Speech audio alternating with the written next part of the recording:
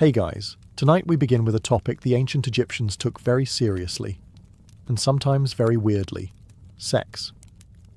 From sacred rituals to surprisingly frank poetry, this civilization was more open, creative, and frankly experimental than most people today might be after 2 glasses of wine and a horoscope reading. So before you get comfortable, take a moment to like the video and subscribe, but only if you genuinely enjoy what I do here. And let me know in the comments where you're tuning in from and what time it is for you. It's always fascinating to see who's joining us from around the world. Now, dim the lights, maybe turn on a fan for that soft background hum, and let's ease into tonight's journey together. The Egyptians didn't treat sex like a scandal. They treated it like plumbing: necessary, functional, and ideally without too many blockages. In ancient Egyptian society, sex wasn't hidden behind closed doors, hushed whispers, or uncomfortable euphemisms. It was part of nature, like the sun rising, the Nile flooding, or cats doing whatever they wanted. The gods did it. The farmers did it. The nobles did it. And crucially, no one felt the need to invent shame about it. The culture didn't frame sexuality as something dirty or dangerous. In fact, it was sacred, tied to creation, fertility, health, and personal pleasure. Not necessarily in that order. This wasn't hedonism. It was balance. Egyptian society ran on the principle of ma'at, cosmic harmony, and sexuality was part of maintaining that harmony. Fertility meant crops. Crops meant food. Food meant survival. So if your sex life was healthy, the gods were probably smiling. If not, well, maybe it was time to light a candle to Hathor and consider using more honey. This open attitude filtered into everything: art, literature, medicine, even architecture. Temples featured carvings of fertility gods. Homes were often built with private areas for intimacy. And yes, ancient architects had enough tact to know that love doesn't flourish next to granaries. And unlike many later societies, ancient Egypt didn't obsess over celibacy or punish people for having sex, unless it involved property disputes or someone else's wife. There were no mass puritanical movements, no complex hierarchies based on who did or didn't do what with whom. Your social value wasn't chained to what you did in bed. It was tied more to how much land you had, how good your grain harvest was, and whether you kept your linen white in the sun. If you're wondering why sex was treated with such casual sacredness in ancient Egypt, you can thank the gods, who, frankly, set the tone by making it part of their divine job descriptions. Let's begin with Atum, the original solo act. According to the Heliopolitan creation myth, Atum created the world by engaging in an act of, let's say, enthusiastic self-involvement. No partner, no help, just pure determination and cosmic alone time. From this, he produced Shu, air, and Tefnut, moisture, which means the Egyptian universe literally began with a one-god show and bodily fluids. This wasn't scandalous. It was revered. Atum's generative act was seen as power, a divine assertion that life starts with desire. No need for fig leaves or awkward silence. The gods didn't blush. Why should anyone else? Next up, Osiris and Isis, ancient Egypt's royal couple. When Osiris was murdered and dismembered by his jealous brother Set, Isis, determined and very committed, reassembled his body. All of it. Well, almost all. One crucial part was missing. So what did she do? She crafted a substitute phallus, yes, with magic, revived him long enough to conceive Horus, and voila, the divine bloodline continued. That's love. And excellent time management. Then there's Min, the god of fertility and male potency. He was often depicted standing tall, in every sense, crowned with lettuce, holding his most recognizable feature proudly in hand. Ancient statues didn't leave much to the imagination. Shrines to Min featured ritual lettuce offerings, symbolizing fertility. And, well, lettuce was kind of their Viagra. Hathor, goddess of love, music, and drunken joy, was another sensual figure, Often nude or semi-nude in depictions, she represented everything pleasurable about human connection: dancing, desire, laughter, and seduction. Festivals in her honor were essentially ancient Tinder with tambourines. Even the sun god Ra had moments of reproductive importance, though usually involving creation through speech or spitting, which is only slightly less weird than Atum's solo performance. The gods modelled sexuality as divine, necessary, and sometimes a little experimental. They didn't separate the sacred from the sensual. They merged them. Not every Egyptian was crafting magical phalluses or offering sacred lettuce to the god of fertility. Most were just normal people with normal relationships, trying to find time for intimacy between feeding the livestock and avoiding crocodiles. Unlike their more dramatic gods and occasionally incestuous royalty, the average Egyptian's love life was pretty down to earth. If you were a farmer, a potter, or a linen worker, chances are your romantic endeavours revolved around who lived nearby, who made good beer, and who still had all their teeth by age 30. Standards, but reasonable. Relationships were built on shared labour, shared meals, and ideally, shared affection. Couples slept in the same bed, raised children together, and even snuck the occasional love note onto a potsherd. Yes, literal shards of pottery with messages like, "I dream of your beauty by night." That's ancient texting, folks. Sex wasn't regulated by priests or political decrees.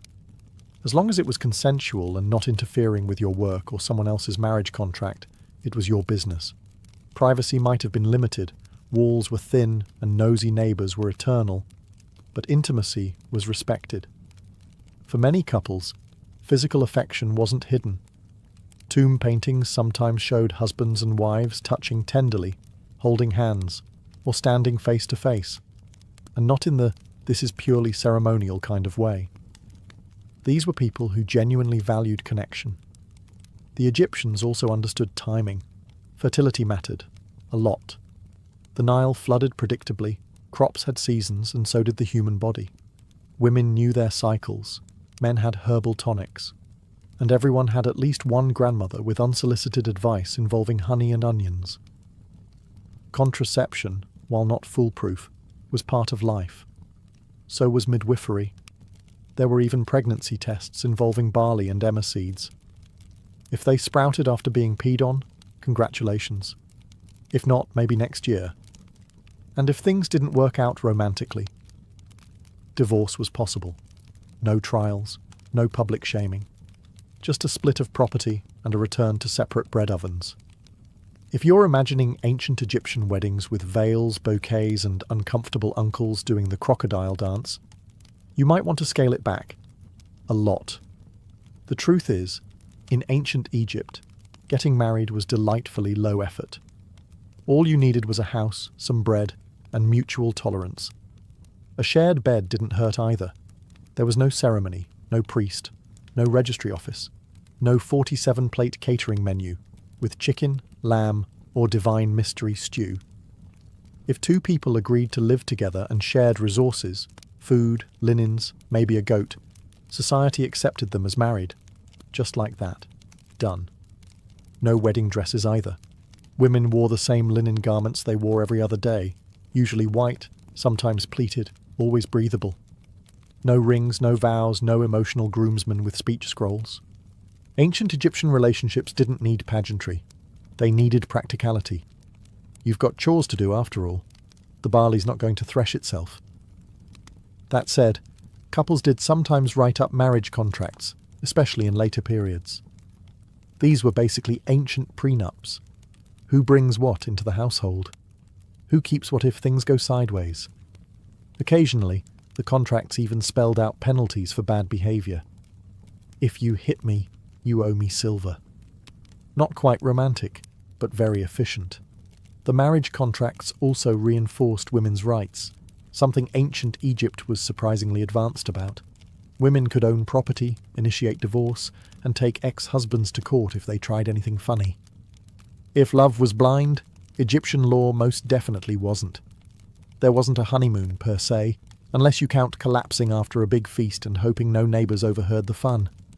But intimacy, affection, and companionship were clearly valued. Marriage wasn't just a transaction, it was a partnership. Ideally. Let's get this out of the way. Ancient Egyptians valued fidelity, especially in theory. In practice, things were a little more flexible, particularly if you were wealthy, powerful, or had very convincing excuses. Adultery, like many social sins, wasn't always a criminal offense. For everyday folks, it was more of a reputational hazard than a legal disaster. If you got caught cheating, people would talk. Loudly. And probably in verse. But unless someone's livestock or inheritance was directly affected, the government wasn't rushing in to punish your escapades. However, if you were a married woman caught in adultery, the consequences could be harsher, socially and economically, if not legally. Egyptian society was patriarchal, but not aggressively so, and a woman's fidelity was often tied to questions of paternity, inheritance, and her general standing as someone who didn't cause chaos during harvest season. Accusations of infidelity could lead to divorce, public shame, and in rare cases, punishment like beatings or banishment, particularly in elite households where family honor was a full-time job. Men, meanwhile, had more wiggle room. A married man sleeping with an unmarried woman? Mostly shrugged off. A married man with another married woman? Now that was messy, especially if the other husband was important and not into sharing. Jealousy has never been confined to any one century. Texts from the New Kingdom mention moral expectations and the importance of a good reputation. In some stories, adulterers are described as foolish or dishonorable, while others suggest that a man who sleeps with another man's wife will have a tragic fate, usually involving curses, impotence, or angry gods with jackal heads. Still, the absence of strict laws against adultery in most periods is telling. The Egyptians didn't feel the need to legislate every affair. They relied more on shame, gossip, and the occasional passive-aggressive song lyric. It worked about as well as you'd expect. If a marriage broke down due to infidelity, the divorce process wasn't overly complicated. Property would be split, and the community would collectively pretend they weren't watching with interest. Children typically stayed with the mother, especially if they were young. If your first reaction to hearing that Egyptian pharaohs married their sisters is a horrified, "Wait, what?" You're not alone. Most modern humans respond the same way. But in ancient Egypt, sibling marriage among royalty wasn't just tolerated, it was expected. Romantic? Not really. Political? Absolutely. To understand this eyebrow-raising tradition, you have to think like a pharaoh. Imagine you believe your family is descended from gods, and not in a metaphorical divine right way, but literally. If the gods married their siblings to maintain cosmic order, then obviously the royal family should do the same. Because nothing says eternal stability like awkward family reunions that double as wedding receptions. This wasn't about attraction. It was about power consolidation. Pharaohs didn't want outsiders, even noble ones, gaining access to the throne. Marrying a sister or half-sister kept the bloodline pure and the assets in-house. Essentially, royal Egypt ran on a combination of divine mythology and dynastic trust issues. Some of the most famous pharaohs followed this tradition. Tutankhamun, for example, was born from a brother-sister union, a fact confirmed by modern DNA analysis. And spoiler alert, it didn't turn out great.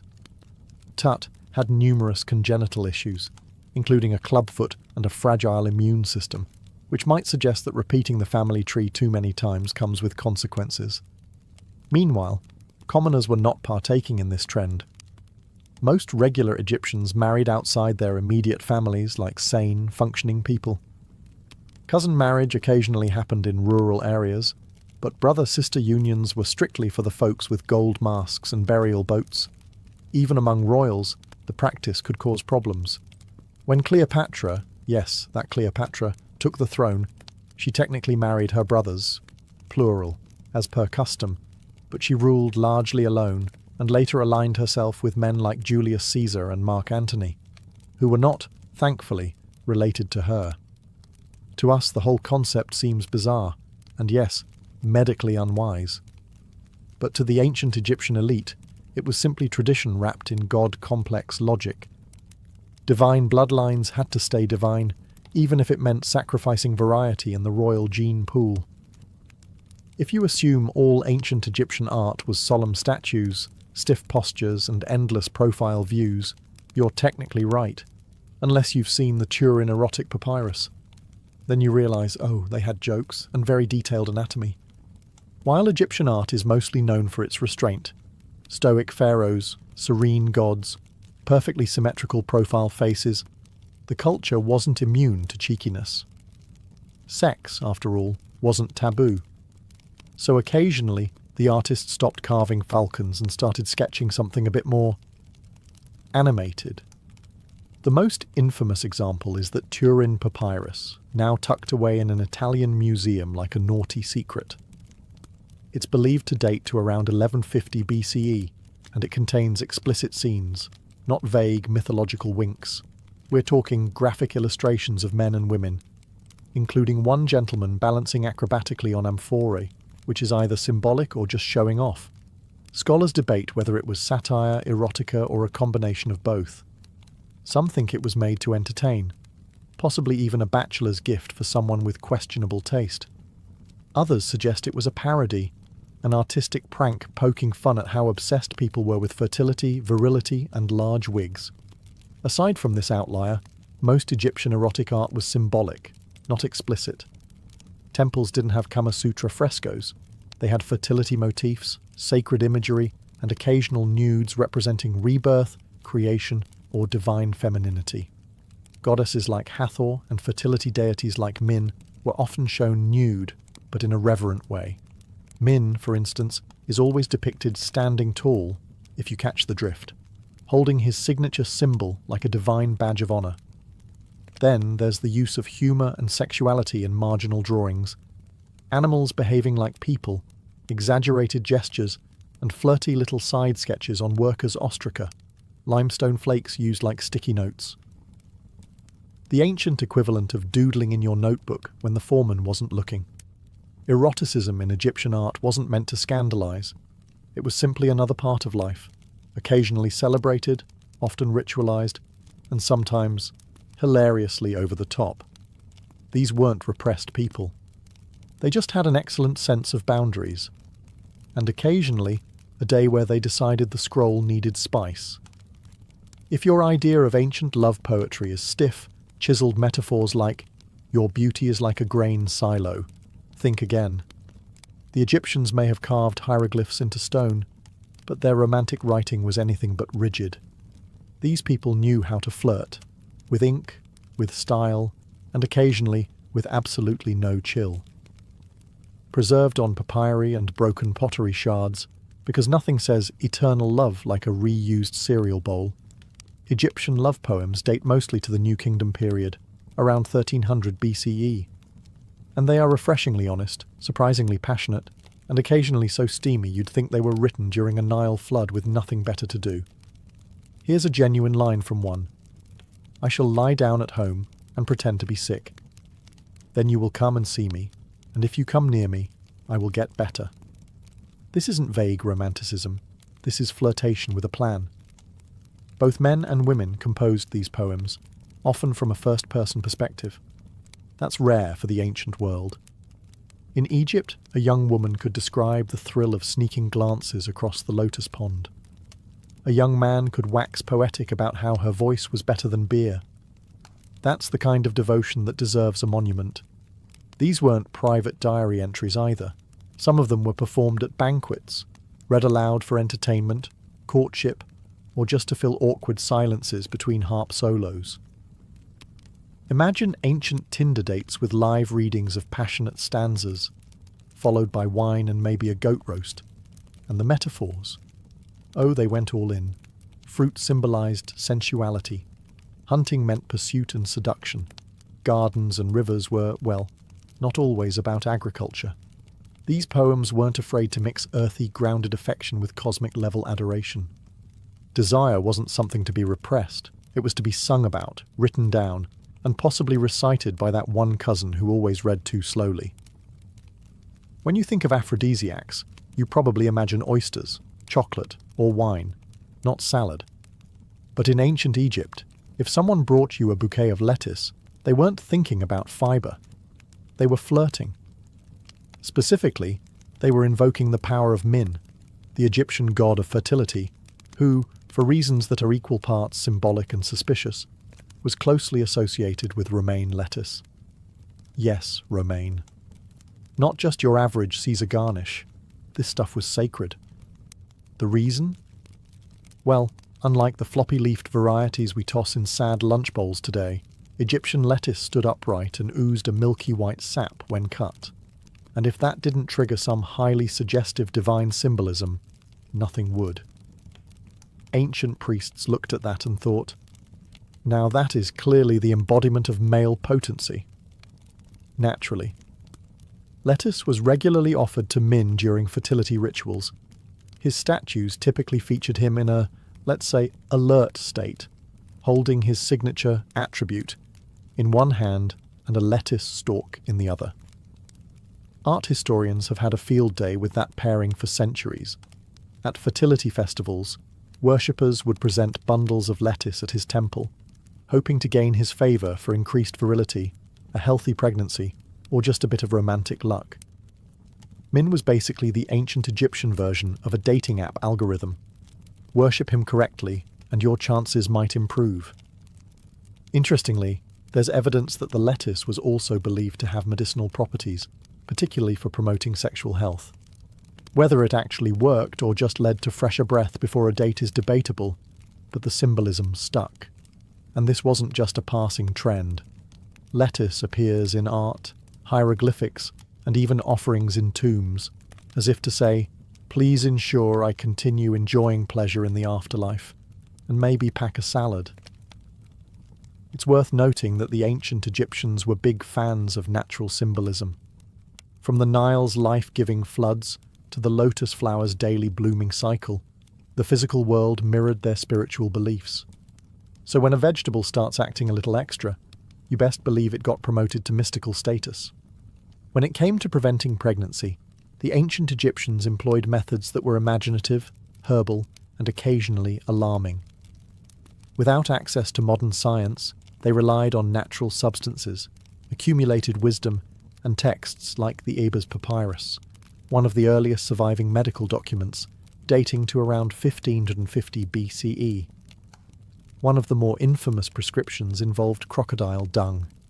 Mixed with honey and sourdough, this concoction was inserted vaginally as a form of barrier contraceptive.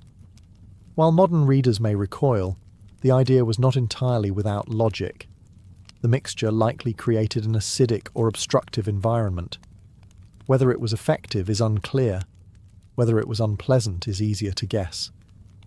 More promising was the use of acacia gum, a plant extract that, as later science confirmed, ferments into lactic acid, a compound that does in fact have spermicidal qualities. Combined with other ingredients like honey and dates, it formed a kind of early pessary. It's one of the few ancient remedies that could arguably pass a very lenient clinical trial. These methods suggest that Egyptian women, who had notable legal and medical agency for the time, took active roles in managing reproduction. The use of these materials would have been common knowledge among midwives, healers, and women within the household. There were also ritual and spiritual approaches. Women might appeal to fertility deities like Isis, Hathor, or Bez, seeking either conception or its delay. Magical amulets and incantations were used alongside practical remedies, blurring the line between medicine and religion, as was typical in most aspects of Egyptian life. In addition to preventing pregnancy, Egyptian medical texts contain instructions for inducing menstruation, treating infertility, and even early pregnancy detection using barley and emmer grains exposed to urine, a method surprisingly accurate in some cases. In the absence of modern tools, these practices reveal a culture deeply invested in understanding and influencing the human body. They lacked microscopes, but not intention. Fertility was a matter of life, death, economics, and divine favour. And while some of their methods may now seem outlandish, the impulse behind them, to plan, to protect, to prepare, is strikingly familiar. In ancient Egypt, virginity wasn't a badge of honor, a social currency, or a fragile family heirloom to be guarded at all costs. In fact, it wasn't really a big deal at all, more like a passing footnote in the grander narrative of life, which mostly revolved around crops, inheritance, and not angering the gods before breakfast. There's no known Egyptian word for virgin in the moralistic, ceremonial sense. The closest you'll find are terms that mean young woman, or uninitiated, which is less purity culture, and more hasn't had the time yet. No torches were lit, no ceremonies performed, and no mothers-in-law inspecting linens like they were looking for counterfeit currency. This wasn't because the Egyptians were scandalous libertines. It's just that they had a far more functional approach to sex. It was seen as part of life, like eating bread or avoiding hippos. Important, yes. Sacred sometimes. But nothing that required a purity certificate stamped by a temple priest. For women, value came from things like fertility, loyalty, and whether she could run a household without the roof catching fire.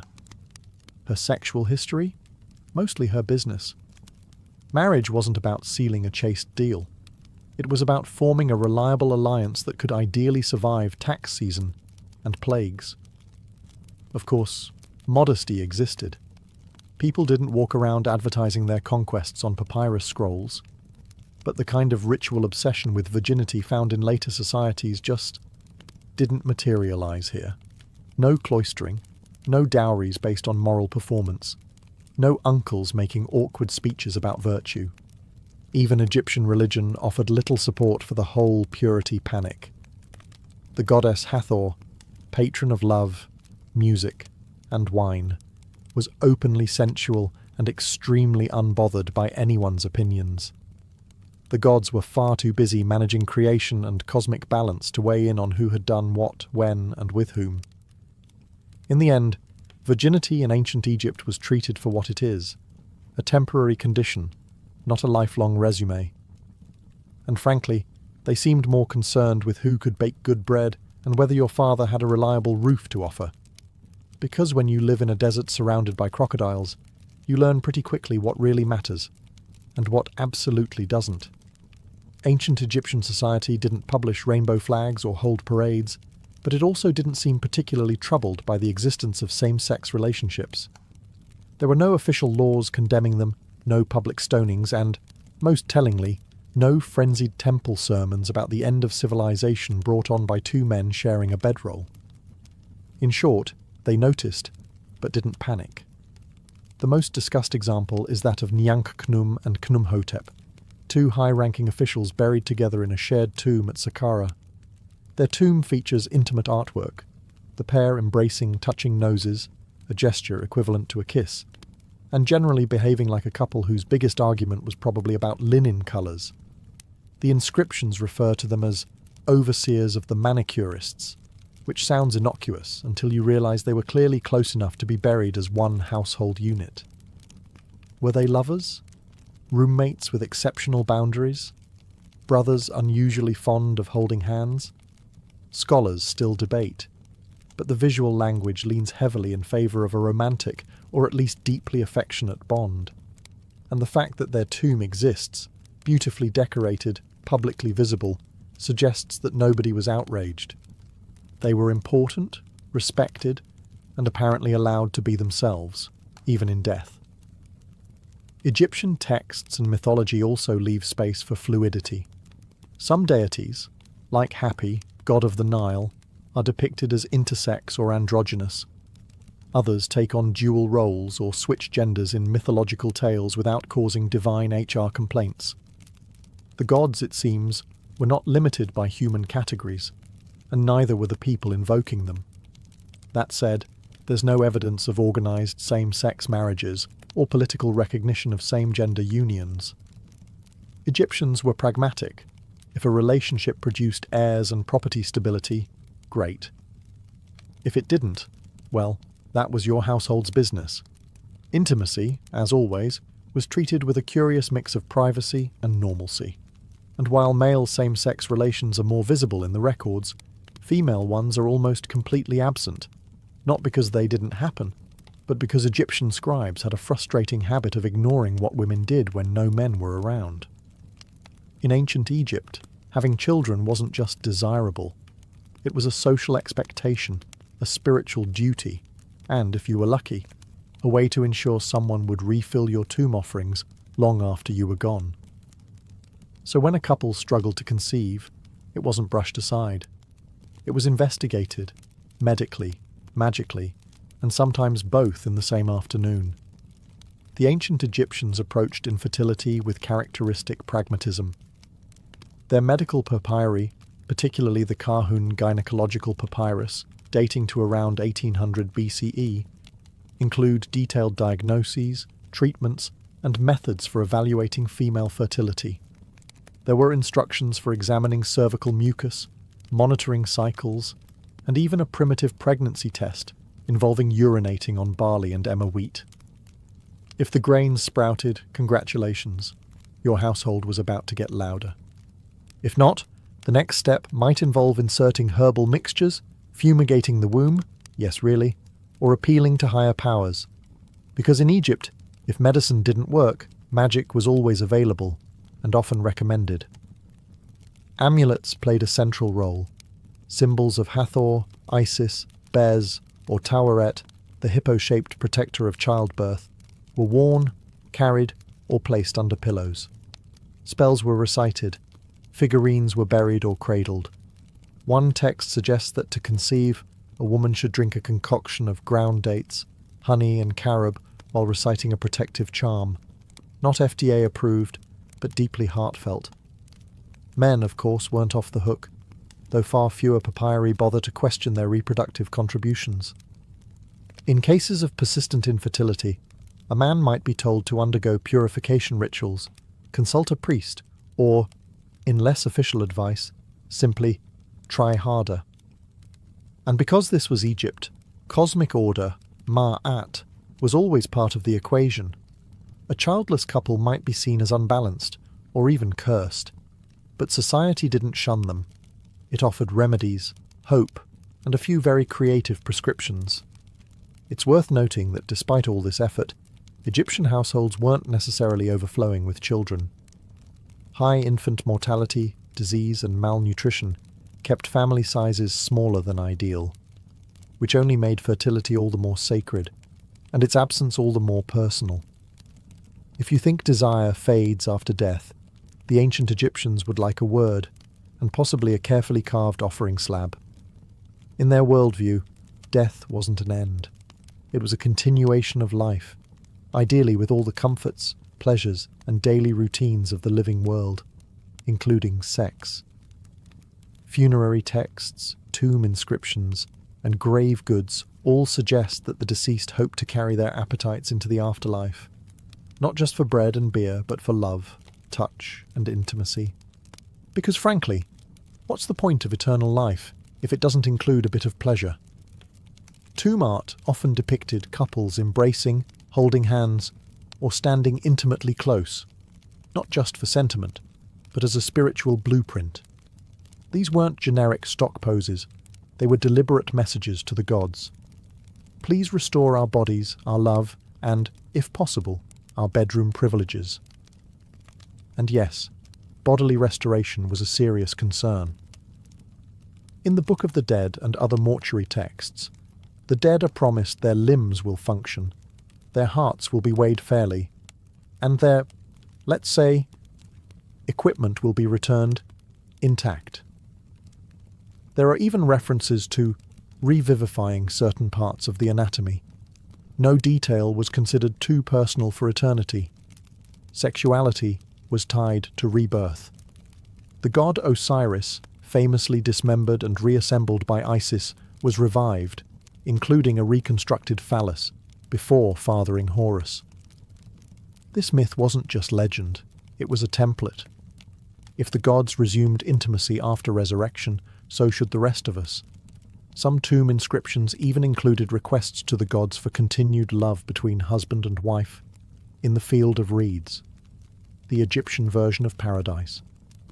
It was envisioned as a lush, idealized version of earthly life.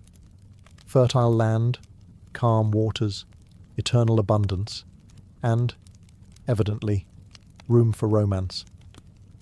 While modern cultures often compartmentalize sex as earthly and mortal, the Egyptians folded it seamlessly into their afterlife ideology. It wasn't shameful or forgotten. It was another part of the soul's well-being, like food, music, and not having to pay taxes ever again. In the end, they hoped for what most people still do: comfort, companionship, and a little joy, even if it took mummification and a few magical scrolls to get there. When we peel back the linen wrappings of ancient Egypt, metaphorically of course, what we find is a civilization that didn't treat the human body as something shameful, sinful, or suspicious. It was seen as natural, powerful, and capable of both divine creation and very human desire. Sex, for the Egyptians, was not a secret to be hidden. It was a fact of life, discussed in poems, depicted in art, sometimes vividly, and written into the very myths that shaped their worldview. Gods themselves fell in love, flirted, seduced, and occasionally caused fertility-related chaos across the Nile. In a culture where existence flowed from cycles, the flooding of the river, the return of the sun, the rebirth of the soul, sexuality was part of that rhythm, not an interruption of it. They also took a practical approach. From contraception and fertility treatments to love songs and afterlife desires, the Egyptians faced physicality head-on, often with more clarity than many societies that came centuries later. There was no hysterical legislation, no moral panic, no need for uncomfortable censorship scribbled in the margins of sacred texts. Just a clear understanding. Bodies do things, people feel things, and the world keeps turning. Importantly, they didn't overthink it. Sex wasn't put on a pedestal, nor was it dragged through the mud. It was part of health, love, family, and sometimes religion, worthy of respect, but not surrounded by neurosis. Even their gods, powerful and eternal, didn't shy away from physical form or intimacy. In fact, they embodied it. And while not every practice holds up today, we're looking at you, crocodile dung, the attitude remains refreshingly modern. Or perhaps modernity has just taken 3,000 years to catch up. And maybe that's the legacy worth remembering. A culture that didn't fear the body, didn't vilify desire, and somehow still managed to build pyramids on top of it all. It was August 24th, 1814, and Washington, D.C. was burning. Columns of smoke choked the night sky as British soldiers torched the most symbolic buildings in the young republic: the Capitol, the Treasury, the War Office, and the President's Mansion, later to be called the White House. Flames licked the rooftops as the redcoats walked through the city almost casually, facing no organized resistance. The Capitol, barely a teenager in political years, was defenseless. The humiliation was complete. The world watched in disbelief, and America blushed with shame. But to understand how things got this bad, you have to rewind a bit. 2 years earlier, the United States had declared war on Great Britain, filled with confidence and grand delusions. The Americans thought the war would be swift and glorious, that they'd invade Canada, defeat the British, and finally earn global respect. After all, Britain was already exhausted fighting Napoleon in Europe. Surely they wouldn't have the energy to bother with a scrappy ex-colony acting tough. They were wrong. Not only did the invasion of Canada fail miserably, but the US Navy's few successes couldn't make up for repeated land defeats. Political divisions inside America made matters worse. Some states didn't want the war at all. Supplies were short, strategy was confused, and worst of all, the British never forgot. By 1814, Napoleon was defeated, and Britain had a clear calendar. With veteran troops now available, they turned their full attention across the Atlantic. And they were ready to send a message, one that would sear itself into the American psyche for generations. Washington, D.C. wasn't just targeted for military reasons, it was symbolic, the seat of power, the pride of the Republic. And on that humid August day, it was left almost completely undefended, because no one really believed the British would dare strike it directly. The irony: they didn't just dare, they planned it down to the minute. What unfolded wasn't a battle, it was a torchlit parade of revenge, a reminder that the British Empire, despite the revolution, still had the power to humiliate its former colonies. And as the flames engulfed the House of Representatives and smoke blackened the dome of the Capitol, America had to ask itself a painful question. Had they underestimated the empire they once defied? The British didn't just appear in Washington by magic. Their road to the Capitol was shockingly easy, because the Americans practically opened the door for them. Their landing point was Benedict, Maryland, a sleepy town on the Patuxent River. From there, seasoned British Major General Robert Ross led roughly 4,500 troops, many of them veterans fresh from the Napoleonic Wars, on a march toward Washington. And it wasn't a desperate push through enemy territory. No, it was more like a Sunday hike. Why? Because the Americans barely tried to stop them. President James Madison and his government knew the British were coming. They had time. Warnings had come from scouts and even civilians. But bureaucracy, indecision, and just plain wishful thinking led to a sluggish and chaotic defense. Secretary of War John Armstrong Jr., in a moment of genius-level denial, insisted the British wouldn't dare attack Washington. "They'll go for Baltimore," he claimed, repeatedly. Spoiler, they didn't. Brigadier General William Winder was the man in charge of stopping the British advance. Unfortunately, Winder was better at writing reports than leading troops. His hastily assembled defence force consisted of militiamen, many untrained, undisciplined, and some reportedly drunk. The professional soldiers he had were too few.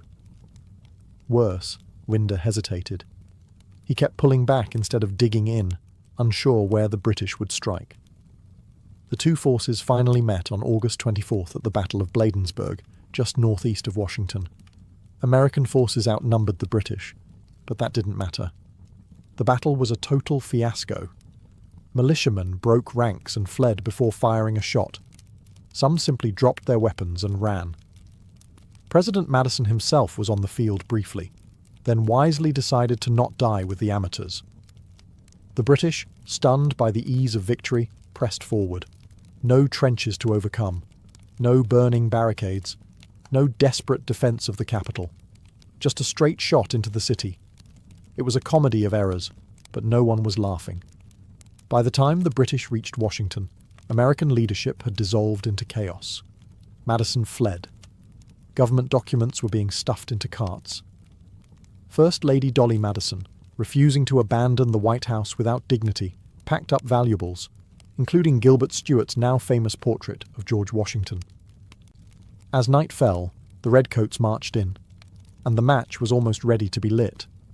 By the time the British entered Washington, the city was nearly deserted. Politicians had fled. The streets were quiet, eerily so. The only sounds were the boots of British soldiers and the soft crackle of fires already smouldering from earlier skirmishes. Major General Robert Ross and Admiral George Cockburn led their men with clinical precision. No looting, no chaos, just a disciplined mission to make a statement. And what a statement it was. The British troops began with the Capitol building. It was still under construction, but the north and south wings, the chambers of Congress, were complete enough to symbolize the pride and function of the American government. The British set fire to both wings. Flames engulfed the Library of Congress. The books and manuscripts, some irreplaceable, went up in smoke. It wasn't just a military blow. It was a cultural one. Next, they moved to the White House, then known as the President's Mansion. Dolly Madison had already fled, but not before rescuing that now iconic portrait of George Washington. British troops found the building empty, but dinner was laid out on the table, untouched. In what might be history's most awkward meal, British officers sat down and enjoyed the president's dinner before torching the place. They were deliberate, almost ceremonial, in the destruction. Cockburn, who had a personal score to settle with the Americans for mocking him in political cartoons, reportedly made a point of burning the offices of anti-British newspapers, and even stood atop the Speaker's chair in the House of Representatives, declaring mockingly, "Shall this harbour of Yankee democracy be burned? Oh yes, it shall." Over the course of 2 days, building after building was put to the torch. The Treasury, the War Department, the Navy Yard, the Arsenal. Even the bridge across the Potomac was burned to prevent counterattacks. Yet despite the thoroughness, some sites were spared. The Patent Office, for instance, was saved because one brave American, William Thornton, convinced the British that it served all mankind, not just the US government. The destruction wasn't random. It was surgical, and it was meant to humiliate. The British weren't trying to conquer Washington. They were trying to shame it. And with each building that collapsed in flames, their message grew louder. This wasn't just a raid. It was a punishment, and the smoke would linger far beyond the ashes. Just as the British settled into their fiery conquest of Washington, something strange happened. The sky darkened. Winds picked up. Then came the thunder. A violent, freakish storm, what some later called a hurricane, slammed into the capital. It was as if nature herself had decided the city had suffered enough. Torrential rain poured down, extinguishing many of the fires the British had set. High winds tore roofs off buildings and even lifted cannons off the ground. A British soldier was reportedly crushed by flying debris. The storm grew so intense that British officers began to fear it was a divine judgment, a punishment for burning a defenceless city. And then, almost prophetically, a tornado ripped through the heart of DC. Yes, a literal tornado. It tore through the centre of town, flinging carts and debris like matchsticks. Buildings collapsed, trees snapped in half, and British soldiers were thrown to the ground, confused and shaken. The British command, already preparing to leave, took this as a clear sign. Their message had been delivered. To stay longer might be tempting fate.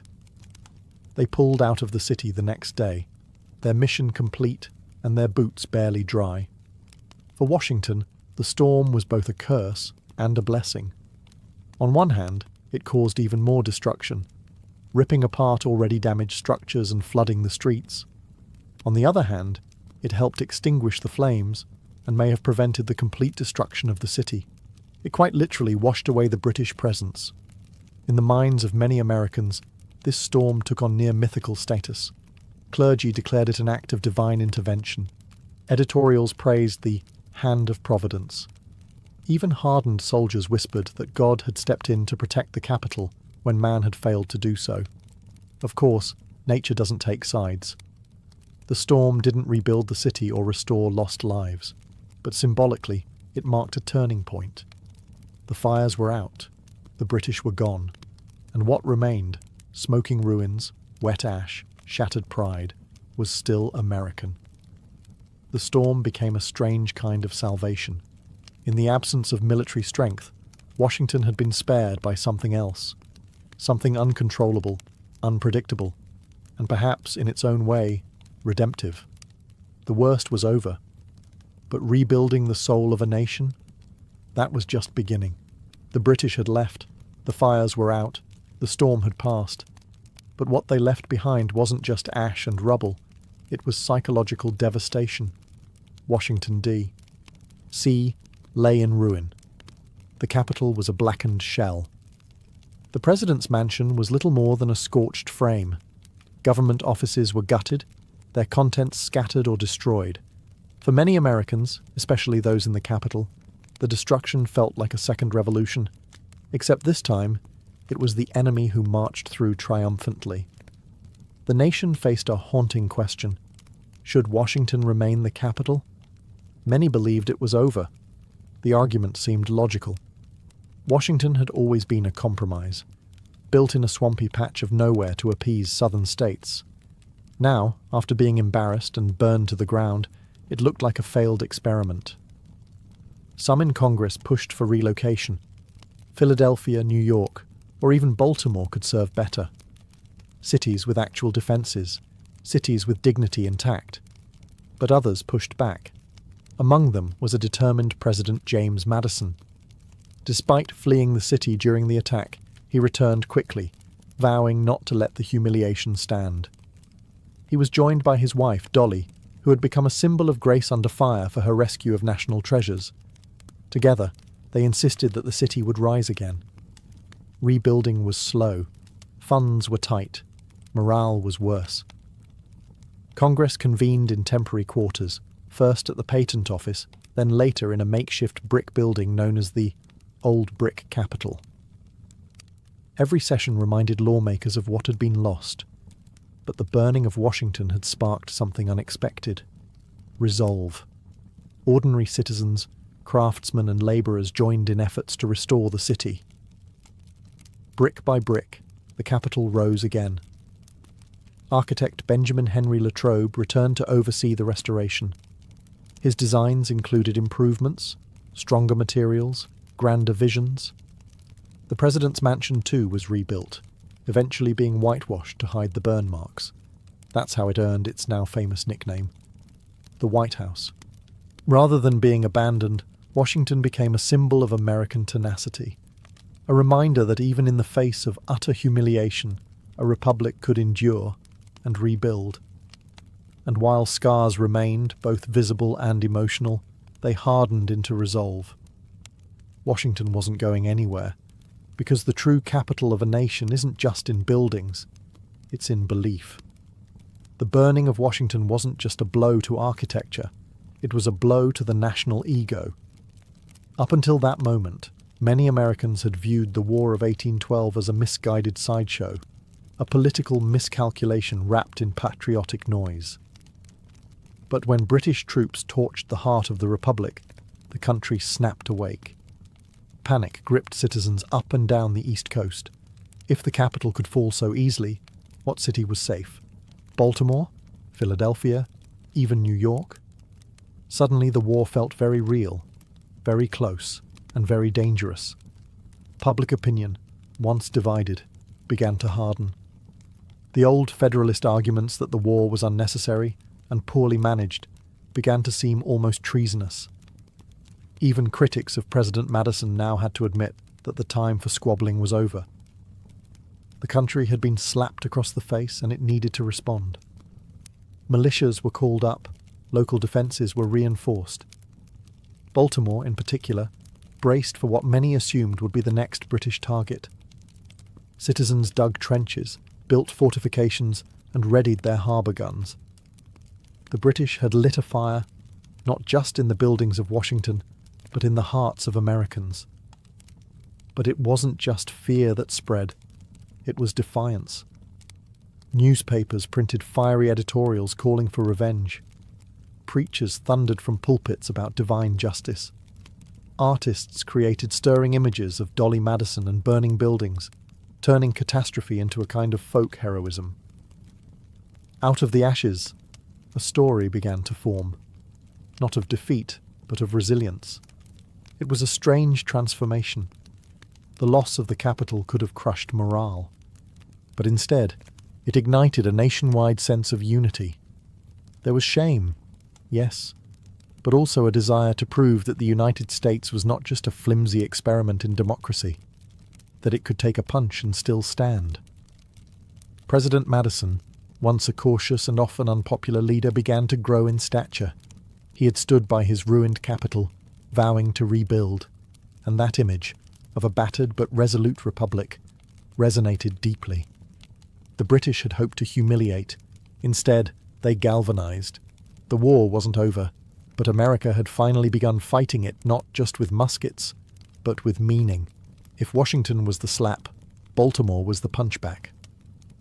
Just weeks after burning the capital, British forces set their sights on Baltimore, a major port city and home to privateers who had been harassing British shipping. Confident after their success in Washington, the British assumed Baltimore would fall just as easily. They were wrong. By the time the Redcoats approached in mid-September 1814, Baltimore was ready. Local citizens, labourers, and even enslaved people had worked day and night to fortify the city. More than 10,000 volunteers dug trenches, built earthen walls, and armed Fort McHenry with heavy cannons. This wasn't going to be another walkover. The British strategy was a classic two-pronged assault, a land attack from the east and a naval bombardment from the Patapsco River. But from the beginning, things went sideways. General Robert Ross, the same man who had marched triumphantly into Washington, was killed early in the land battle by American sharpshooters. His death dealt a blow to British morale and left their command structure scrambling. Meanwhile, at sea, the British fleet began a 25-hour bombardment of Fort McHenry. Rockets streaked across the sky. Bombs exploded over the fort all night long. But the defenders held firm. They refused to surrender, even as the fort trembled under fire. And then came the morning of September 14th. As the smoke cleared and silence returned to the harbour, the British expected to see a white flag. Instead, they saw something else. A massive American flag flying defiantly over the fort's ramparts. That flag, stitched by Mary Pickersgill, was 30 feet tall, waving in the morning breeze like a middle finger to empire. On a British ship, watching all of this, was an American lawyer named Francis Scott Key. He had come to negotiate a prisoner release, but what he saw that night inspired him to scribble down a poem. Its opening line? "Oh say, can you see, by the dawn's early light?" The British realised Baltimore would not fall. They withdrew, humiliated. This time, it was American resilience on display, not in speeches, but in grit, trenches, and a stubborn refusal to yield. Baltimore had survived, and in doing so, it reignited belief in the American cause. A burned capital had sparked the fight, but a bombarded fort lit the flame of identity. After Baltimore, everything changed. The United States had gone from being embarrassed on the world stage to suddenly holding its ground. The British, expecting a quick end to the war with a decisive blow in Washington, now faced growing resistance and fewer wins. Their war machine was slowing. Logistically stretched and politically pressured, they began to rethink the costs of dragging the conflict on. Baltimore's defense wasn't just a military win, it was a psychological one. It gave American negotiators something to stand on. And in the quiet city of Ghent, in what's now Belgium, talks between British and American diplomats entered a new phase. At first, British demands were steep. They wanted a Native American buffer state in the Midwest, control over parts of the Great Lakes, and even certain territorial concessions. But American diplomats, especially John Quincy Adams and Henry Clay, refused to bend. They argued from a position of resilience, not desperation. And then the British started to blink. The war in Europe had drained them. Post-Napoleonic Britain had its own domestic unrest to manage. Trade disruptions were hurting both economies. The American refusal to surrender after Washington and their successful defense of Baltimore had shifted perception. This war, it turned out, couldn't be won with fire alone. By December 24, 1814, both sides reached an agreement, the Treaty of Ghent. It essentially declared a draw. No land changed hands, no reparations were paid. Impressment, one of the key reasons the US had gone to war, wasn't even addressed. But neither side wanted to admit defeat, so they agreed to return to the status quo antebellum, things as they had been before the war. And in a strange twist of history, one of the most decisive American victories, the Battle of New Orleans, happened 2 weeks after the treaty was signed, thanks to the slowness of 19th century communication. But that win sealed the emotional victory Americans needed. The war ended not with a dramatic surrender, but with a mutual shrug. Still, for the United States, it felt like something more. They had survived the burning of their capital, rallied at Baltimore, and walked away with their sovereignty and pride intact. And just like that, the Second War of Independence, as some would call it, came to a close. The embers of Washington were still warm. But from those ashes, a new kind of American identity was beginning to form. The burning of Washington was more than a war tactic. It became a defining national trauma. Yet in the strange way history often works, that moment of utter disgrace gave birth to something quietly powerful: identity. In the immediate aftermath, Americans had every reason to feel defeated. Their capital was reduced to smouldering rubble. Their president had fled. Their army had collapsed in battle. But the story didn't end there. In fact, it was just beginning. Out of that destruction came a collective refusal to be defined by loss. The reconstruction of Washington wasn't just about bricks and mortar. It was about defiance, memory, and renewal. The new Capitol and White House would become architectural symbols of national endurance. The very act of rebuilding was a political message to the world. We're still here. And it worked. The war may have ended in a stalemate on paper, but in the American imagination, it became something else entirely. The idea that a young, disorganized republic could take on the world's greatest empire, get burned, battered, but never broken, began to solidify a sense of exceptionalism.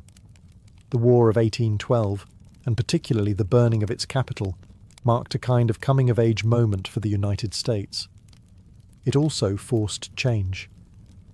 The government took defence more seriously. Fortifications were improved along the coasts. The military, long neglected since the Revolution, began receiving better funding and more strategic organisation. Civilians too saw themselves differently, not as scattered citizens of states, but as participants in a shared national experiment. Culturally, the flames left a mark. Francis Scott Key's poem, inspired by the defence of Baltimore, would become the national anthem more than a century later. The term White House, born from the post-fire renovation, became permanent. Dolly Madison's bravery became a legend, and the city that once seemed like a failed compromise became the unquestioned heart of the nation. Even the British, in time, came to treat the event with a sort of embarrassed quiet. They had succeeded militarily, but arguably failed diplomatically. Their fire may have burned the walls, but not the will. In the end, the burning of Washington wasn't just a low point. It was the spark that tested and proved the durability of a republic still learning how to stand. And that fire, once meant to humiliate, helped forge the American spirit in flame. In medieval Europe, the journey into motherhood often began before a girl had fully left childhood. A girl's value, status, and even salvation were often wrapped up in her ability to bear children, especially sons. While today we might think of motherhood as a personal choice or biological event, in the Middle Ages it was a societal obligation. Women weren't just expected to become mothers, they were destined for it. Marriage was the first step. Among peasants, it might be arranged by families eager to merge land, labour, or livestock. Among the nobility, marriage was a political chess move. A noble girl might be married off by age 12 or 13, sometimes even younger in betrothal, her body pledged to a future alliance. Fertility wasn't just a blessing. It was a bargaining chip.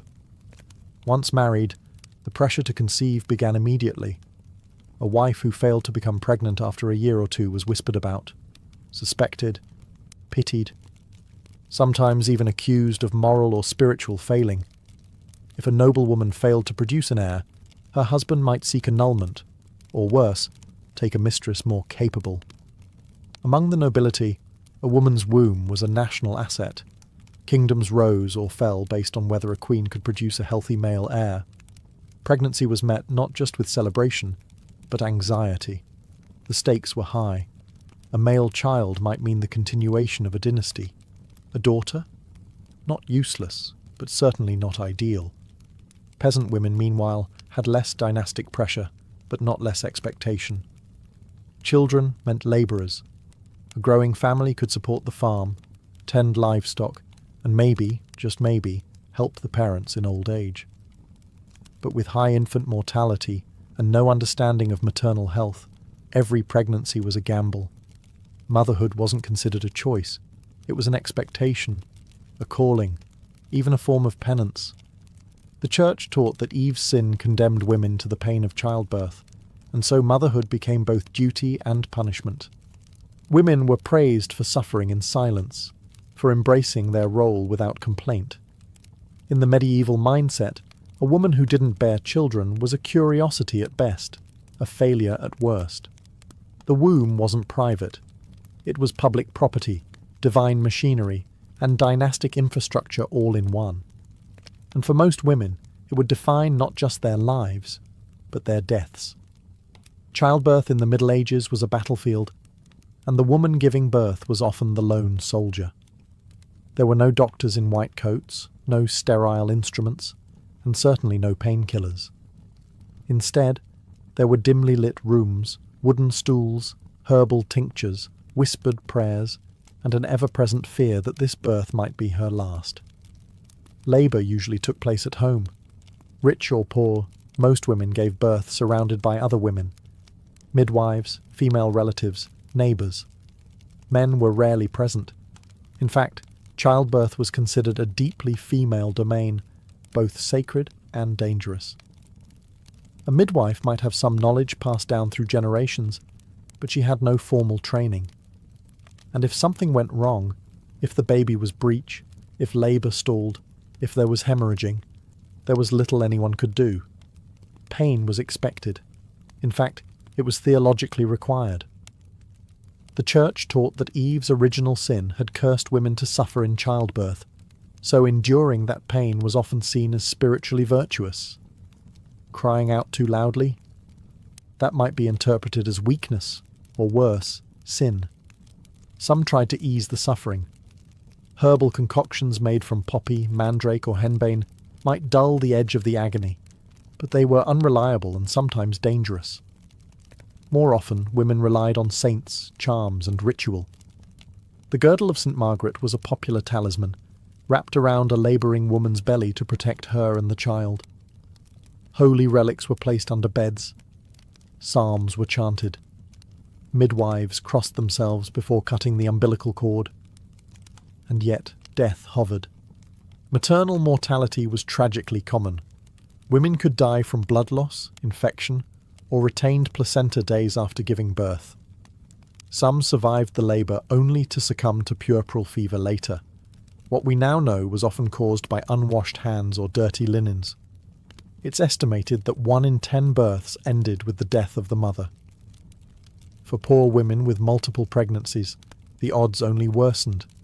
Stillbirths, too, were frequent. Babies born too early, too small, or too still. And when a child died unbaptized, it raised terrifying questions about their soul. In this world, childbirth wasn't just biology, it was peril, prayer, and penance, and every new life came at the edge of death's door. Bringing a child into the world was only the beginning. The real struggle, for both mother and child, was survival. In the Middle Ages, the odds were merciless. Nearly half of all children died before reaching the age of 5. Some never took their first breath. Others succumbed to illness before they could even walk. A child's first year was the most dangerous. Fevers, infections, and malnutrition were ruthless killers, and medical understanding was virtually non-existent. Peasant mothers bore the brunt of this reality. Living in cramped homes with dirt floors, surrounded by animals, and drinking water from contaminated wells, they fought a daily war against disease. Diarrhea, respiratory infections, and tetanus were common causes of death. There were no antibiotics, no vaccines, and certainly no hospitals. Even a mild fever could spiral into tragedy. Noble women had cleaner surroundings and better access to food, but they were not immune. Disease didn't care about titles. Plague, smallpox, measles. They took royal and commoner alike. In fact, high birth rates among the nobility weren't just about producing heirs. They were about statistical survival. Having one son wasn't enough. You needed backups. This brutal reality shaped how mothers viewed their children, especially in the early years. It wasn't uncommon for parents to delay naming a child until they passed infancy. Some mothers resisted forming strong attachments right away, not out of coldness, but out of necessity. Grief was a familiar visitor. To bury one child was tragedy. To bury several was routine. Yet love still existed. Fierce, aching, desperate love. We see it in letters, in wills, in prayers scrawled in the margins of manuscripts. We see it in the way mothers would walk miles to find healing herbs or bring a priest for a deathbed baptism. They didn't just mourn their children. They fought for them, with everything they had. The emotional toll was enormous. There were no therapists, no mourning leave, no grief counsellors. A mother might lose a baby on Monday and return to her chores on Tuesday. The fields needed ploughing. The fire needed stoking. Life moved forward, whether your heart was ready or not. In medieval motherhood, hope and heartbreak lived side by side. Every birth was a miracle. Every survival, a small defiance against the crushing odds. For noble women, motherhood wasn't just personal, it was political. A noble woman's womb was an asset of the crown, a vessel for alliances, dynasties, and succession plans. Her pregnancies were tracked with more intensity than most medieval wars. And every child, especially a son, was a strategic victory, or a public failure. The pressure was immense. From the moment of marriage, a noble woman's sole duty was to produce heirs. Not just any children, legitimate, healthy, male children. A queen who failed to do so risked being cast aside. Kings might seek annulments, mistresses, or even new wives altogether. Just ask Anne of Bohemia or Catherine of Aragon. A barren noblewoman wasn't just pitied, she was politically useless. Even when children were born, the mother's work wasn't done. Her role became one of anxious oversight.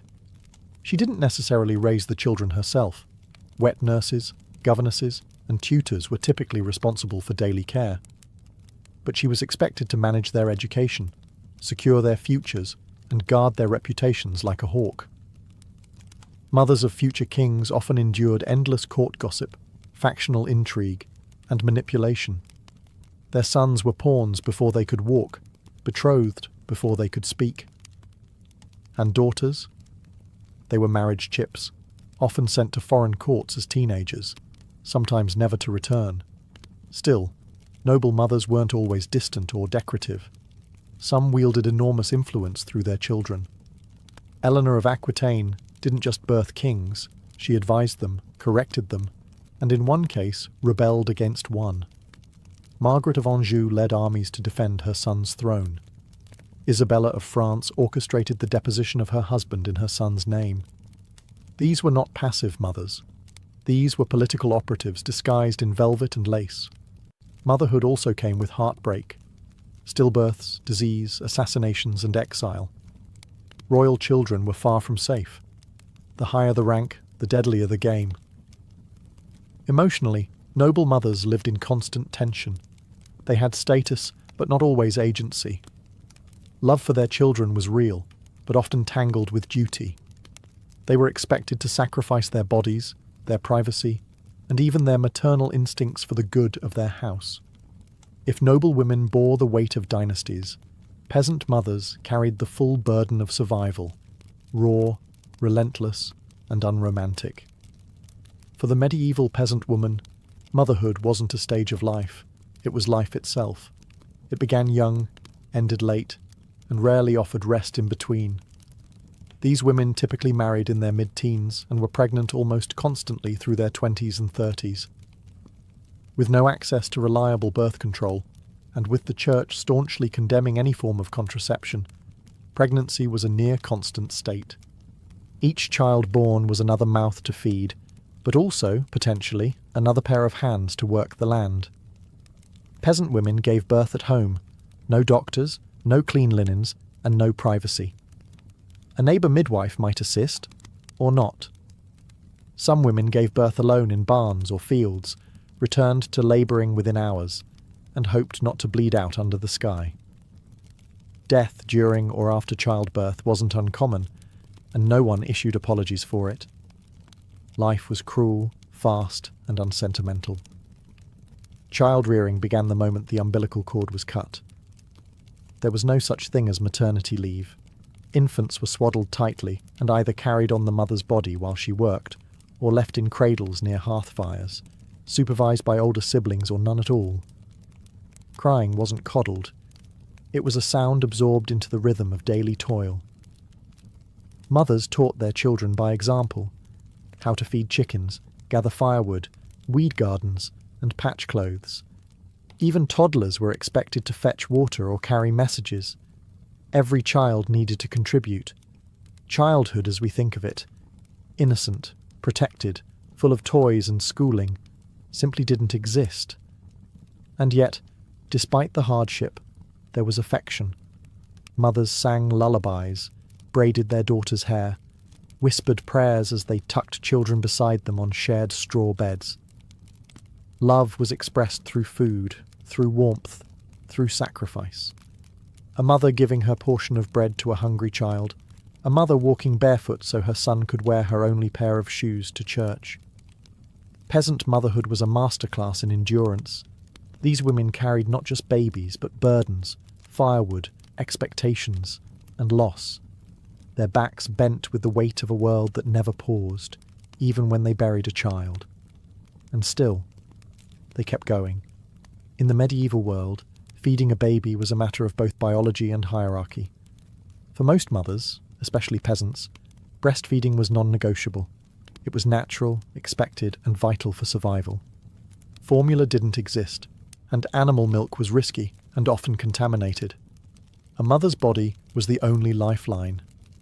Peasant mothers breastfed their babies for as long as possible, often well into toddlerhood, because they had to. Breastfeeding not only nourished the child, it also acted as a form of rudimentary birth control, slightly delaying the return of fertility, an accidental mercy in a world of near-constant pregnancies. These women worked the fields with infants strapped to their backs, pausing to feed them between planting and harvesting. But in noble households, the rules changed. For upper-class women, breastfeeding was often considered beneath their station, physically draining, emotionally inconvenient, and culturally unfitting for a lady of refinement. Enter the wet nurse. These were lower-class women, selected for their health and milk supply, who were paid to breastfeed noble infants full-time. They often lived with the child and formed deep maternal bonds, sometimes stronger than the one between mother and child. The Church had mixed feelings about this. Some theologians worried that a child nursed by a morally impure woman might absorb her sins.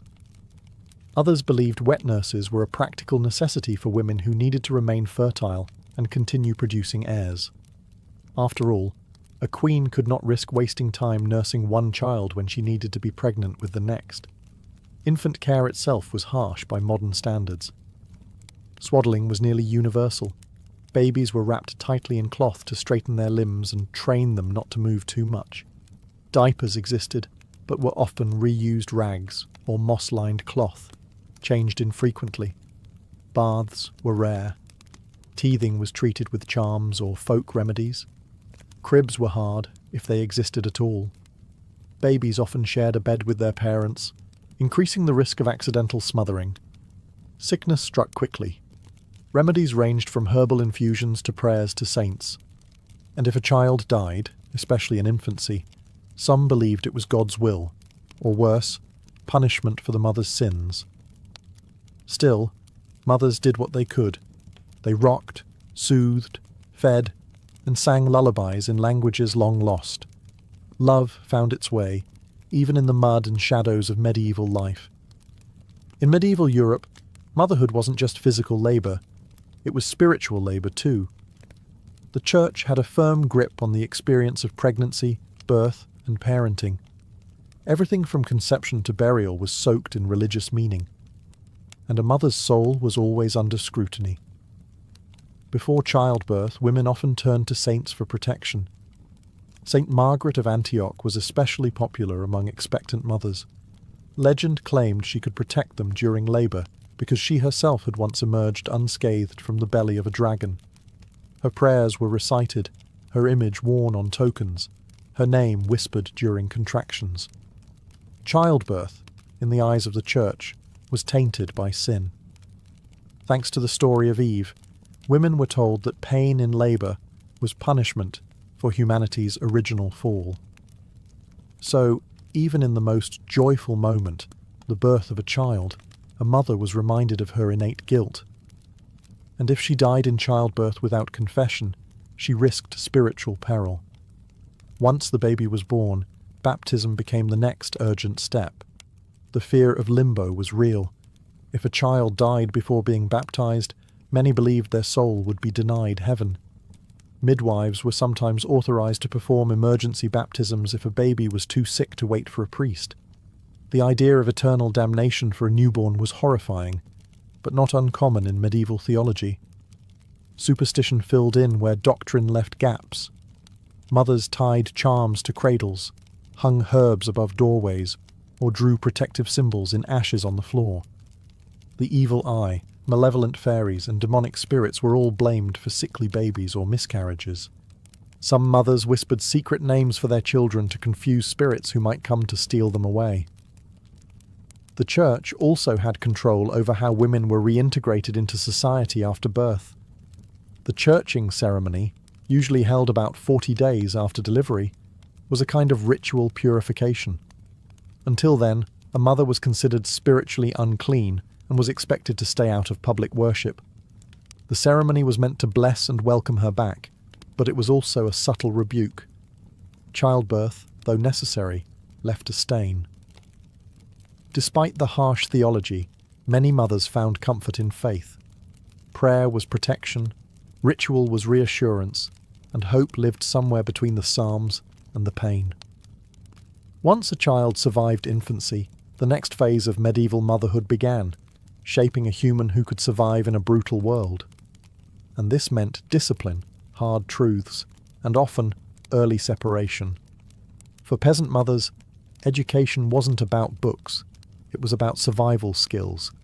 From the moment a child could walk, they were expected to contribute. Girls helped gather firewood, feed chickens, and carry water.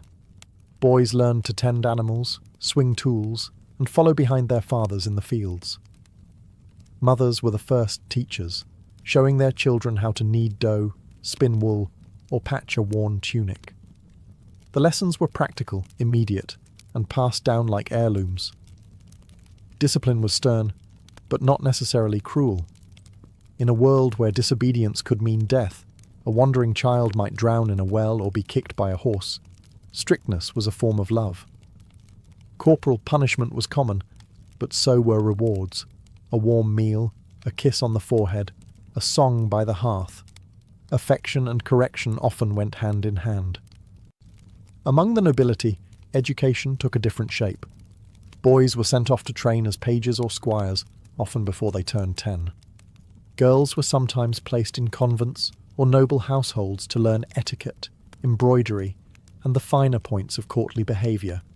For noble mothers, this meant letting go of their children early, sometimes never to raise them at all. That didn't mean they didn't care. Letters from noble women reveal deep concern for their children's health, marriages, and reputations. A noble mother might not tuck her child in every night, but she was often behind the scenes, arranging their futures like a chess master. Still, the emotional toll of separation was real. Children might be raised by strangers, nursed by others, and married off by 15. A mother might hear of her child's death via messenger, or not at all. And yet, medieval mothers found ways to stay connected. Through prayers, through keepsakes, through traditions. They passed down songs, names, and customs, embedding themselves in their children's lives, whether near or far. Medieval motherhood wasn't about holding on. It was about preparing to let go, early, often, and without guarantee. Medieval mothers rarely left written records.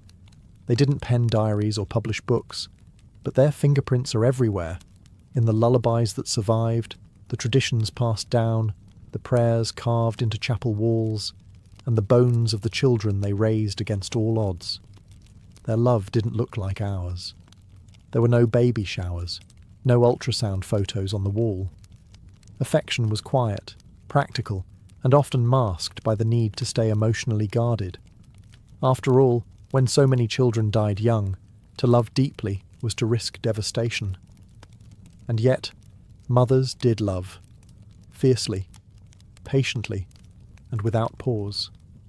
We find traces of that love in the margins of medieval texts, where a woman scribbled her lost child's name beside a prayer. In letters from queens begging for news of their children, in the battered shoes left on graves, in folk tales where mothers trade their lives for their children's safety. These weren't symbols of weakness, they were acts of defiance in a world constantly testing maternal strength. Loss was a constant companion. Stillbirths, fevers, plagues, war. A mother could raise 10 children and bury 6. Mourning was private, often silent, yet carried for a lifetime. Grief wasn't always spoken, but it was never absent. And still they endured. They endured childbirth with no medicine. They endured the shame of barrenness and the pain of losing child after child. They endured the church's scrutiny, society's demands, and their own body's limits. Some endured violence from husbands, others endured exile, poverty, or starvation. But through it all, they nurtured, protected, taught, and, most miraculously, hoped. Their legacy isn't written in stone monuments, but in generations that followed. They are the unnamed ancestors who fed us, clothed us, and somehow made it all work. They built the foundations of family and survival, even when the odds said they shouldn't have. Medieval motherhood wasn't saintly, and it wasn't soft. It was tough, complicated, heartbreaking, and brave. It was sometimes joyful, often tragic, always vital.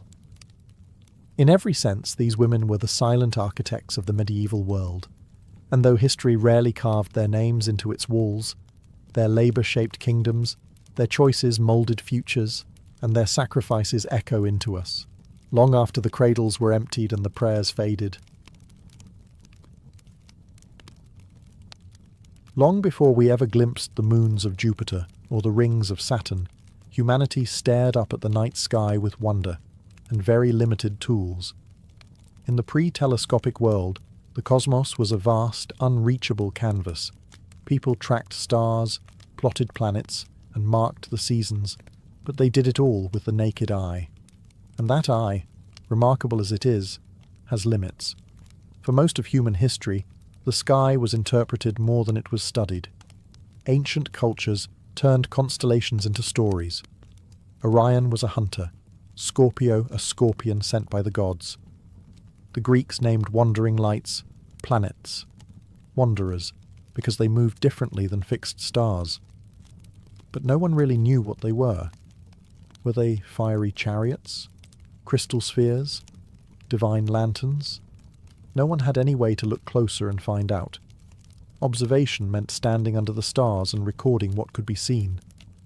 Tools like the astrolabe, developed by Islamic astronomers, helped track celestial motion with surprising precision. The Babylonians and Mayans kept meticulous calendars and predicted eclipses.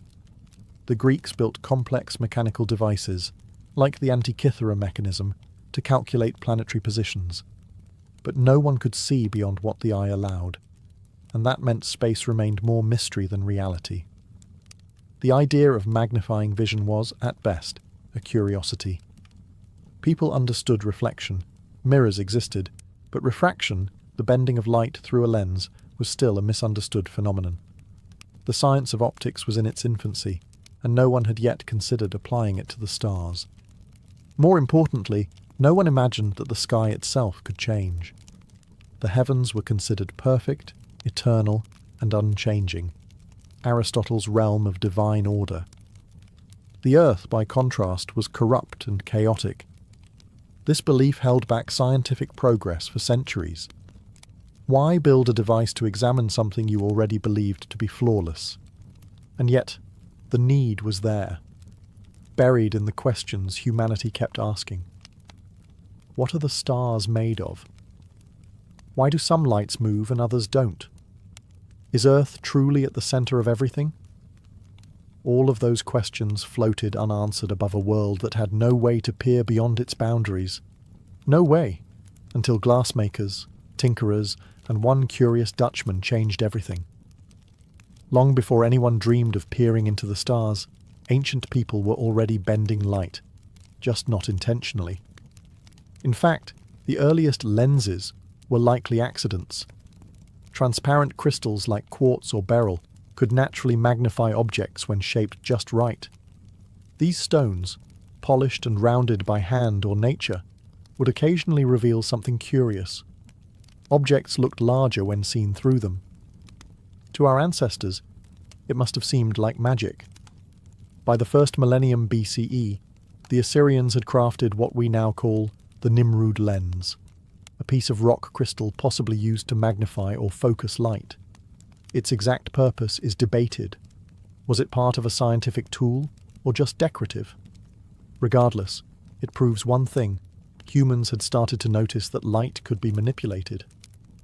Fast forward to ancient Rome, where reading stones appeared, hemispherical pieces of glass placed directly on texts to enlarge the letters beneath. They were the precursors to magnifying glasses and a direct link in the evolutionary chain of optics. These tools didn't explore the sky, but they gave humanity a hint: sight could be enhanced. Yet the real leap came not in Rome, but in the Islamic Golden Age. In the 10th and 11th centuries, a polymath named Ibn al-Haytham, known in the West as Alhazen, revolutionized the study of light. He wasn't building telescopes, but his work laid down the theory of how they would one day work. Alhazen conducted experiments with glass, mirrors, and water to understand how light travelled and bent. He proposed that vision wasn't sent out from the eyes, as many believed, but rather that light entered the eyes. An insight so obvious today it's hard to believe it was once controversial. His Book of Optics laid out principles of refraction and reflection, defining the science of light centuries before Europe would rediscover it. Though these thinkers never applied their theories to the stars, they built the intellectual scaffolding needed for future inventors. Their writings, once translated into Latin, spread through medieval Europe, setting the stage for the explosive optical experimentation of the Renaissance. By the 13th century, the science of optics had quietly crept into everyday life, not through astronomy, but through a far more personal issue: bad eyesight. In the bustling workshops of Italy, particularly around Venice, glassmakers began crafting lenses to help aging monks and scholars read their manuscripts. The result? Spectacles. The earliest spectacles appeared around 1285, likely in Pisa or Venice. They were simple, convex lenses framed in wood or metal, designed to sit precariously on the nose. There were no temples, no arms to hook behind the ears. Users simply pinched them into place or held them up by hand. But the effect was revolutionary. For the first time, people could fight back against fading vision. The popularity of reading glasses spread fast, especially among clergy and educated elites. Monks could now read scripture well into their later years. Scholars could pore over texts late into the night. Glassmakers had stumbled upon a booming industry, even though they didn't fully understand the physics behind what they were selling. Still, this new obsession with magnification planted an idea in the collective imagination. If glass could help us see the small, could it also help us see the distant? The leap wasn't immediate. For centuries, spectacle making remained a trade focused on individual needs, helping people see books and thread needles. But in the background, knowledge of convex and concave lenses slowly matured. Artisans began playing with lens shapes. Scholars copied and built upon old Arabic texts about refraction. Tinkering became more ambitious. The Renaissance, with its mania for rediscovery and reinvention, poured fuel on this fire. Experimenters began combining lenses, sometimes in play, sometimes in pursuit of genuine innovation. And eventually, someone stumbled upon a configuration that did something unexpected. It brought distant objects closer. That someone, according to most accounts, was Hans Lippershey, a Dutch spectacle maker who, around 1608, assembled a device that could magnify faraway objects. It wasn't perfect, but it worked. His invention, a simple tube with two lenses, was dubbed the spyglass. It had the power to change warfare, navigation, and soon, the cosmos. But Lippershey wouldn't be the one to turn it to the stars. That would take a different kind of mind, part scientist, part showman, and entirely unafraid to challenge the heavens. When news of Hans Lippershey's spyglass reached Italy, one man saw something others didn't, a way to challenge the very fabric of the cosmos. That man was Galileo Galilei, a mathematics professor from Pisa with a flair for experimentation and a deep skepticism toward accepted truths. Upon hearing of the Dutch device in 1609, he didn't just want to copy it, he wanted to improve it.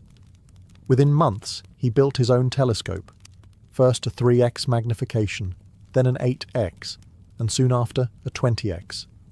Compared to Lippershey's clunky tool, Galileo's telescope was sharper, longer, and more refined, and then he pointed it at the sky. The moment was historic. Through his handmade lenses, Galileo became the first human to truly see the heavens. What he found shattered the delicate, divine perfection taught by Aristotle and defended by the Church. The moon, for instance, was not a smooth, glowing sphere. Galileo saw craters and mountains, imperfection. The Milky Way wasn't a milky smear, it was made up of countless stars. Jupiter, thought to be just another wandering light, had moons. 4 of them, orbiting the planet like tiny celestial satellites. He named them the Medicean stars, after his patrons, but we know them today as the Galilean moons: Io, Europa, Ganymede, and Callisto. And most shocking of all, Venus had phases, just like the moon, proving it orbited the sun, not Earth. With each observation, Galileo drove a dagger into the heart of the old geocentric model. The Earth, it seemed, was not the centre of everything. The universe was bigger, stranger, and more dynamic than anyone had imagined. Galileo published his findings in Sidereus Nuncius, the Starry Messenger, in 1610. It was a sensation, a celestial tell-all. Crowds gathered to see his telescope. Scholars praised him. The Church grew uneasy. Because this wasn't just a scientific tool anymore. The telescope had become dangerous. It offered evidence that contradicted centuries of theological doctrine. The heavens, once thought immutable and divine, now looked messy, changing, and full of motion. Galileo hadn't just invented astronomy, he had weaponized vision, and with a few polished lenses, he had started a war between observation and belief.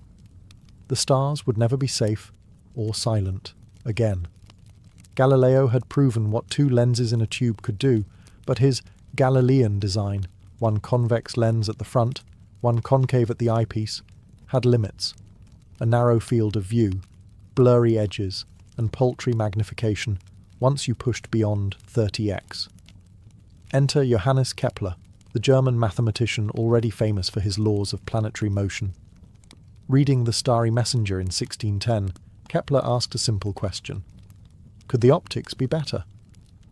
Within a year, he produced Dioptris, a treatise that rewrote the rulebook of lenses. Kepler proposed swapping Galileo's concave eyepiece for a second convex lens. The image would flip upside down, but the payoff was huge: a wider field, sharper focus, and theoretically unlimited magnification. Kepler himself never built the device. He spent his life juggling patronage, plague, and family tragedy. But his blueprint spread across Europe like contraband. Tinkerers seized on the idea. In Italy, Francesco Fontana crafted long, unwieldy instruments, some stretching 6 meters, claiming 160x power. In the Netherlands, Christian Huygens and his brother would later push the length past 30 meters to hunt for Saturn's rings.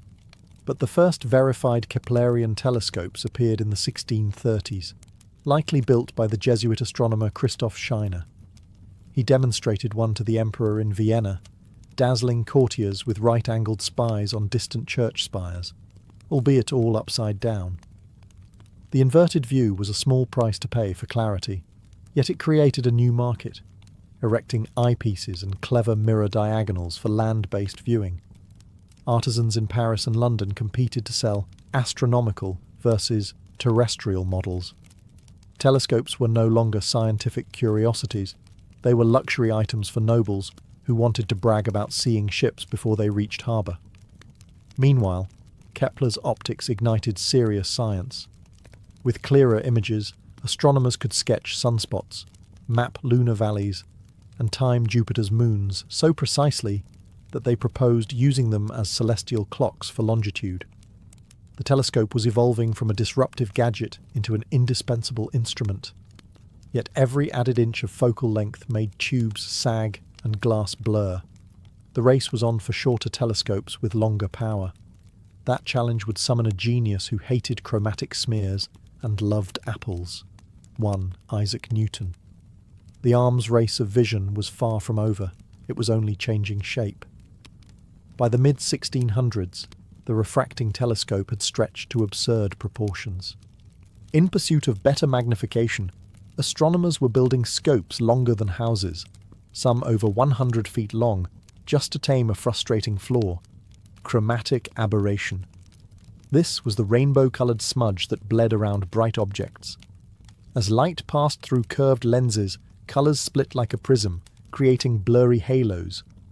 No matter how carefully a lens was shaped, the colours refused to behave. Enter Isaac Newton, a man who not only understood the problem, but also refused to tolerate it. Newton, already famed for calculus and gravity, turned his razor-sharp intellect to optics. His solution? Stop using lenses altogether.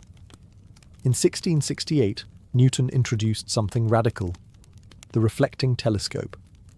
Instead of bending light through glass, he used a curved mirror to collect and focus it. Mirrors didn't split light into rainbows. They didn't need to be hundreds of feet long. And best of all, they could be short, powerful, and precise. Newton's design used a concave primary mirror at the bottom of the tube, which reflected light to a flat diagonal mirror, then into the eyepiece mounted on the side. It looked nothing like Galileo's spyglass, but it worked.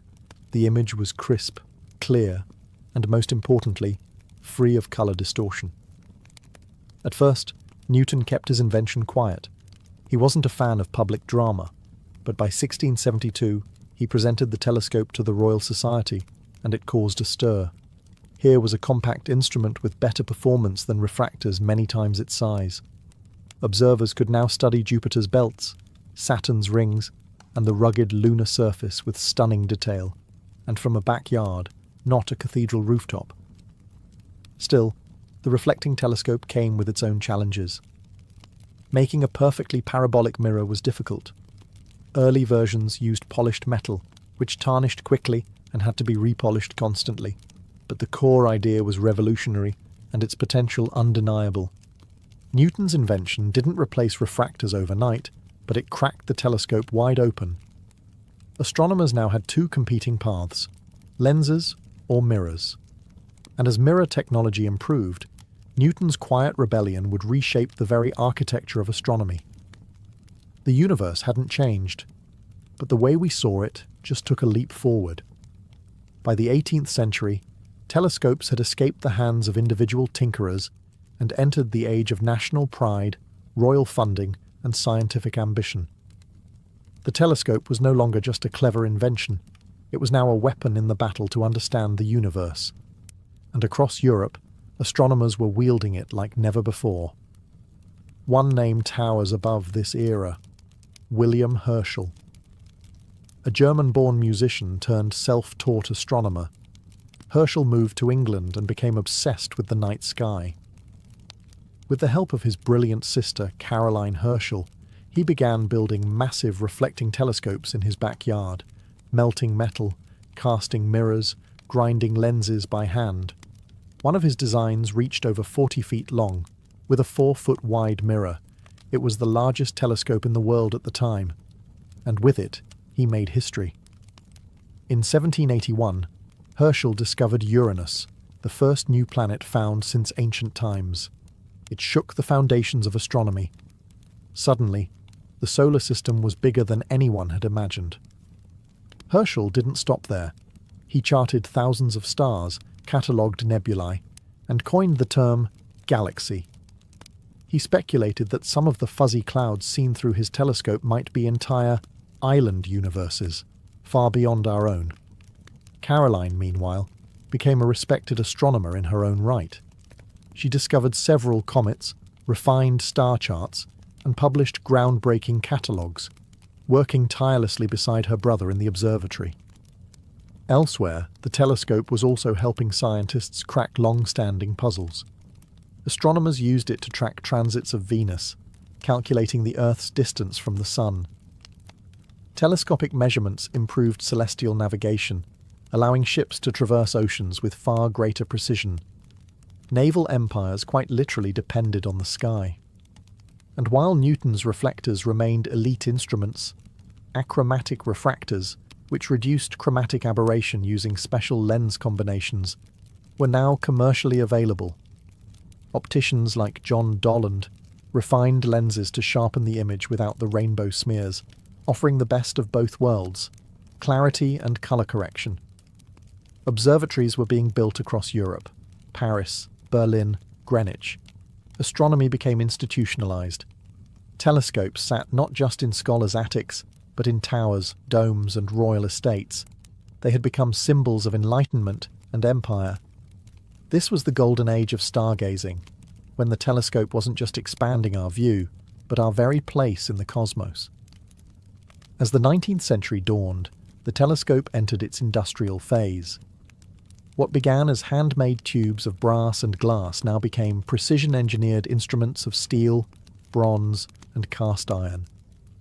The sky, once mapped by candlelight, was now being charted by the rising might of factories, railroads, and empire.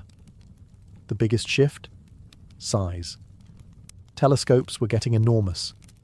In Ireland, a wealthy astronomer named William Parsons, the third Earl of Ross, constructed what was then the largest telescope on Earth. Completed in 1845, the Leviathan of Parsonstown boasted a mirror 6 feet in diameter and a tube 50 feet long. Suspended between two massive masonry walls, it looked more like a siege weapon than a scientific instrument. But it worked. With it, Parsons observed the swirling structure of what was then called the Whirlpool Nebula, now known as M51, and made one of the first sketches resembling a spiral galaxy.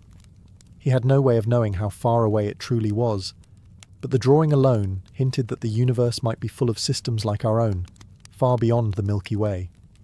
Meanwhile, other observatories sprang up in France, Russia, and America. Astronomers were no longer lone geniuses in cloaks, but salaried researchers with assistants, budgets, and government grants. Telescopes began moving westward, toward drier air, clearer skies, and higher altitudes. One of the most famous was the Lick Observatory in California, built atop Mount Hamilton in 1888. It housed the largest refracting telescope ever constructed, with a 36-inch objective lens. Not to be outdone, the Yerkes Observatory in Wisconsin followed in 1897 with an even longer refractor, still the biggest of its kind to this day. But refractors were nearing their limit. Lenses sagged under their own weight. Glass this big couldn't be perfectly cast or supported. The future, once again, pointed to mirrors. Engineers began experimenting with silver-coated glass, lighter and easier to maintain than Newton's old metal mirrors. Reflectors, once overshadowed by their lens-based cousins, were making a comeback. At the same time, photography entered the equation. For the first time, telescopes weren't just for viewing the heavens, they could record them. Astronomers began capturing long-exposure images of stars, nebulae, and planets, seeing deeper than ever before. The age of observation was ending. The age of data had begun. As the 20th century unfolded, the telescope transformed from a tool of vision into a machine of revelation. No longer limited to what the eye could see, telescopes began collecting data across the entire electromagnetic spectrum, unlocking secrets the visible light had always hidden from us.